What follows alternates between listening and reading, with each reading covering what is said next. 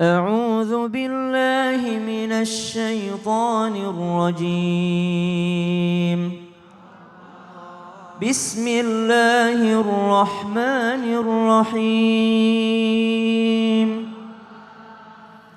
قل إن الأولين والآخرين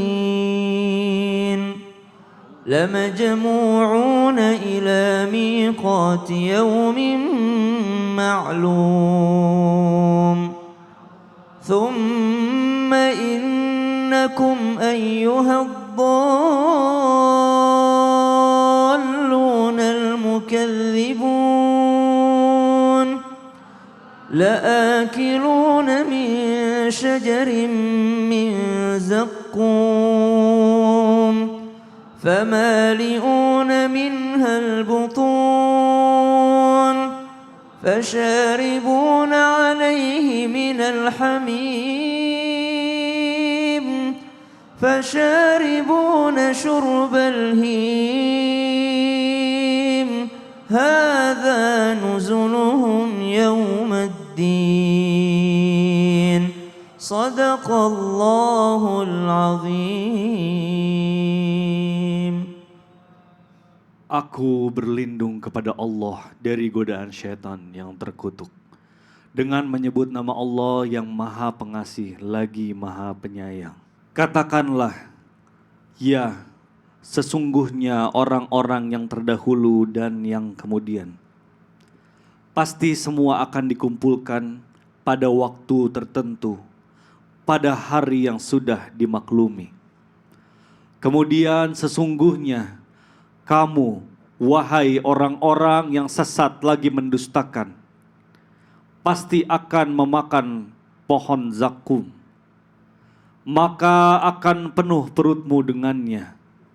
Setelah itu kamu akan meminum air yang sangat panas. Maka kamu minum seperti unta yang sangat haus. Itulah hidangan untuk mereka pada hari pembalasan. Maha benar Allah dengan segala firman-Nya lagi maha agung. Allahumma arhamna bil Quran. Terima kasih Mikdad, jazakallah khair. Tabi guruku Ustaz Maulana Habib Utsman. Qul innal awwalina wal akhirin. Manusia yang paling pertama sampai manusia yang terakhir semuanya lamajmu'una ila miqati yaumin ma'lum, dikumpulkan di suatu tempat yakni padang mahsyar yang sudah kita ketahui bersama. Di sana mereka apakah merasa sakit atau sudah disembuhkan sama Allah? Tergantung. Makanya yang paling dicari ketika berada di padang mahsyar adalah naungan. Kenapa? Karena matahari jaraknya hanya sejengkal di atas kepala, bahkan orang tenggelam daripada keringatnya sendiri. Yang pengen dicepet-cepetin sama Allah itu tadi zikir, pengen dapat naungan. Ada amalannya biar dapat naungan. Siapa mereka? Satu, pemimpin yang adil, imam yang adil, pemimpin yang adil. Subhanallah, di dunia sakit. Kenapa? Bukan hanya mikirin diri sendiri, dia mikirin rakyatnya. Kita mikirin nasib diri sendiri aja pusing, apalagi mikirin rakyat. Subhanallah. Maka kalau dia berbuat adil, inilah orang yang disembuhkan nanti di padang mahsyar. Seorang pemimpin yang adil. Subhanallah. Kemudian siapa lagi? Orang yang bersembunyi, menangis takut aibnya, lalu dia menangis bertobat kepada Allah, maka dia juga mendapatkan naungan. Orang yang bersedekah dengan tangan kanan, tangan kiri tidak tahu. Subhanallah. Beda dengan yang sedekah tangan kanan, tangan kiri selfie. Aduh, subhanallah. posting. Orang yang terikat hatinya dengan masjid, orang yang saling mencintai karena Allah, itu semua dapat naungan. Disembuhkannya di padang mahsyar. Amin. Semoga kita termasuk ke dalam golongan yang dapat naungannya Allah. Amin ya rabbal alamin. Terima kasih guruku Sasha, Masya Allah. Baik jamaah, kita akan lanjutkan lagi pembahasan kita. Tapi sebelumnya saya mau ajak lu jamaah untuk nonton dulu. Ini ada tayangan mengenai seorang kakek berobat ke rumah sakit sendirian. Yuk kita saksikan sama-sama. Silakan. Mari kita doakan semoga Bapak yang ada di tayangan barusan dan kita semua diberikan kesehatan selalu ya Pak, ya Bu. Nah, ini juga berkaitan sama tema kita di pagi hari ini, Bib. Bener gak sih, Bib, katanya nanti di surga itu gak ada lagi yang namanya penyakit fisik dan penyakit hati. Karena nanti begitu kita masuk ke surga, yang umurnya udah 80 tahun, 90 tahun, kembali lagi nih. Balik lagi ke umur 33 tahun. Wah, Masya Allah. Ini bener, Bib, mohon penjelasannya, silakan. Ya akhir Akang Mikdad, Ustaz Maulana, Ustaz Syam. Bismillahirrahmanirrahim. Allahumma salli ala sayyidina Muhammad wa ala ali sayyidina Muhammad.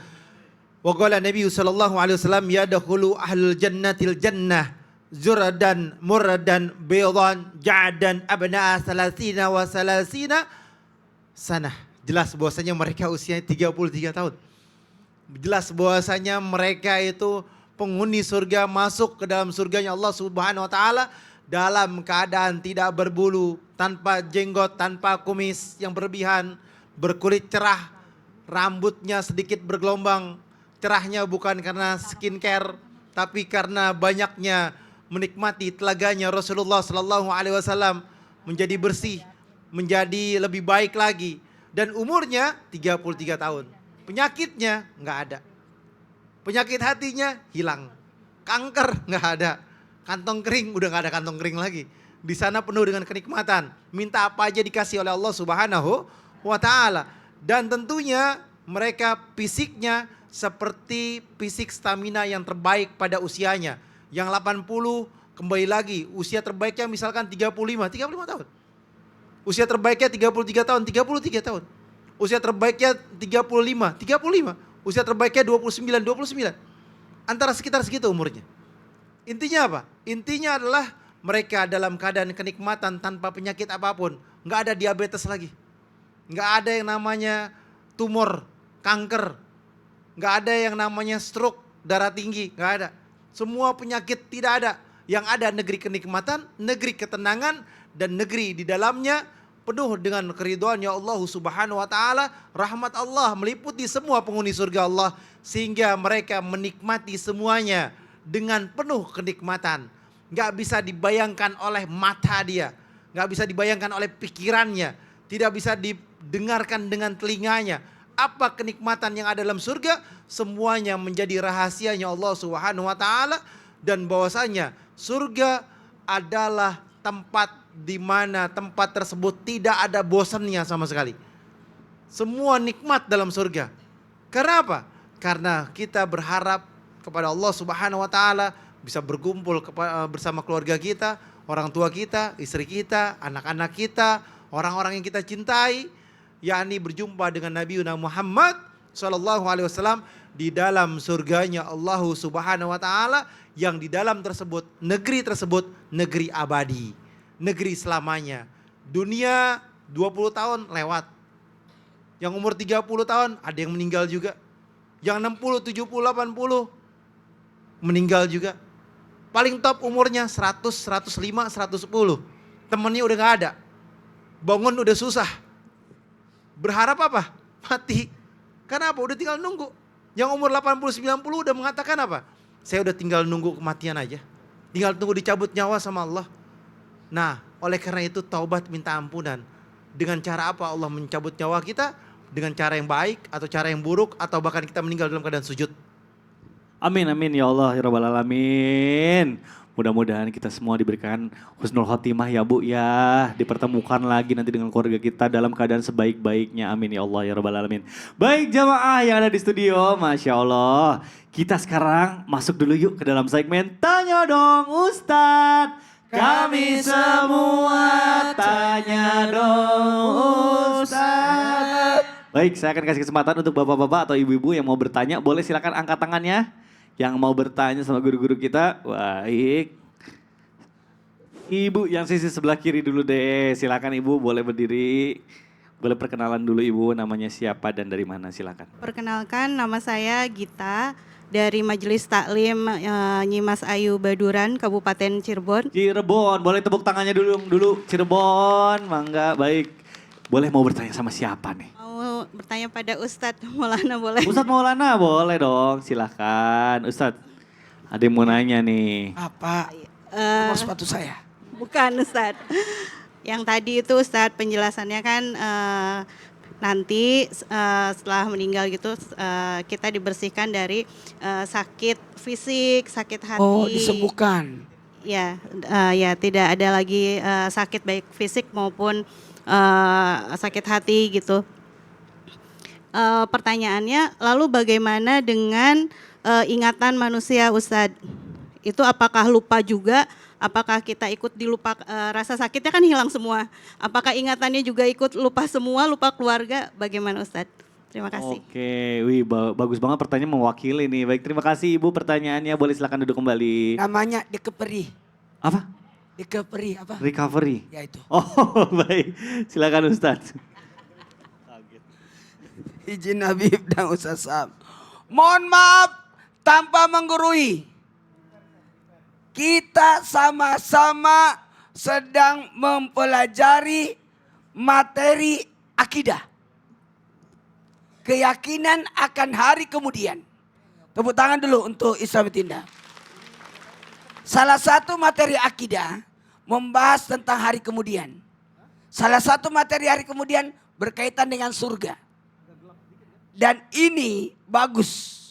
Ternyata ini loh yang bikin gak ada penyakit di surga. Karena kenapa? Karena jiwanya, raganya, jiwanya, raganya diberi damai. Diberi damai. Diberikan kedamaian yang selama-lamanya. Kadangkala lutut ini tidak damai. Dengan tempatnya bergeser. Sehingga sakit. Iya. Kadangkala kepala ini pusing. Karena nggak berdamai dengan posisinya. Saraf kejepit. Semua. Jiwa, raga. 1, 2, 3 jiwa. Raga. Mau sehat raganya? Mau. Diolah. Supaya menjadi olahraga. Jiwanya diolah menjadi pengajian. Dan diberikan kedamaian. Sehingga tidak akan, sakit selama-lamanya. Terus pikirannya gimana? Ingatannya gimana? Maka ingatannya itu dihilangkan ingatan-ingatan waktu di dunia yang menyakitkan. Yang membuat dia sedih. Supaya dia bahagia selama-lamanya. Sakitnya disuntik. Sakitnya operasi. Sakitnya cabut gigi. Itu dihilangin semua. Yang diberikan adalah sesuatu pemikiran yang baik-baik. Bukan berarti dia lupa maknya, lupa bapaknya. Mungkin dia pernah dimarahin bapaknya, dihilangin itu. Sehingga tidak ada dendam. Satu lagi.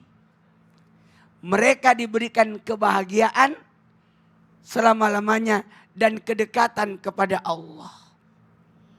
Inilah yang membuat orang tidak bakalan sakit. Di surga itu sehat. Karena jiwa raganya damai, ingatannya tentang penyakit. Sebenarnya gini, disuntik itu nggak sakit ya Bu ya. Anak saya berani semua. Tapi kok saya sakit ya? Saya suka takut sama jarum suntik. Sama. Kirain enggak. Kayak takut aja gitu. Jadi yang bikin sakit tuh apa ya? Saya tahu nggak kenapa saya takut disuntik? Kenapa Ustaz? Aku waktu disuntik jarumnya patah di dalam. Itu doang. Nyangkut. Agak serem sih ya. Nah, seperti Baik. itu. Iya, iya. Jadi mohon izin tanpa menggurui. Insya Allah mudah-mudahan kita semua masuk surga. Amin ya Allah ya Rabbal Alamin. Supaya sehat. Yang lagi terbaring di rumah sakit, yang lagi nonton Islam Tidar, lagi sakit.